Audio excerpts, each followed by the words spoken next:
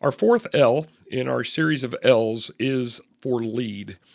Now, many people will say, well, I'm not a leader. I'm not a leader in the church.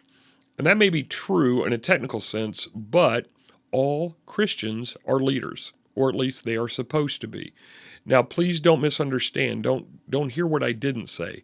I did not say that all leaders are Christians, but all Christians are meant to be leaders. There is one goal that Jesus has for all people, and that is to love God, and in tandem with that, to love others. We talked about that in the L. But a part of loving God and loving others is to obey the Great Commission, and the Great Commission says to make disciples. Making disciples isn't the pastor's job.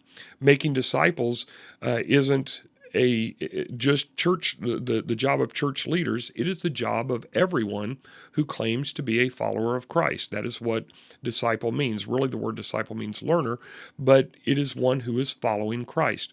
And so as we are making disciples, that means we are leading somebody else to be a disciple of Jesus. And therefore, if you are a follower of Christ, if you are a Christian, then you are to lead others because you are indeed to make disciples. Now, of course, Jesus was a leader. We know famously of 12. We know from like Luke chapter 10, for instance, that there were 70 or 72 that followed him all the time. We also know that Paul was a leader, and he had many. He had over 30. There's over 30 names in the Bible that are attributed to being a partner with Paul in some way, shape, or form. And Paul makes a great statement in 1 Corinthians 11:1, which helps us as leaders to consider how we should lead. He says, follow me as I follow Christ, or follow me as I follow the example of Christ. So we are to lead, but we are not the leader. We are a leader that is leading other people to Christ. Now, another verse that is very important in this mix is 2 Timothy 2, verse 2.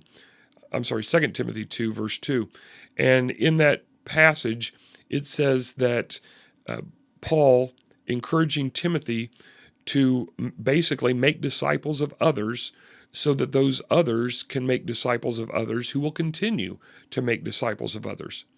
And if you think about it, you probably wouldn't be watching this video today, and I know I wouldn't be sitting here making this video on the day I'm making it if Timothy and others hadn't done that job that Paul charged them to do. Because Paul made a disciple of Timothy, who made disciple of others, who made disciple of others, and generations later, there are still people making disciples, and generations from now, if the Lord does not return, disciples will still be being made because of verses like 2 Timothy 2, verse 2. So leading is an important part. Again, you might not feel like a leader.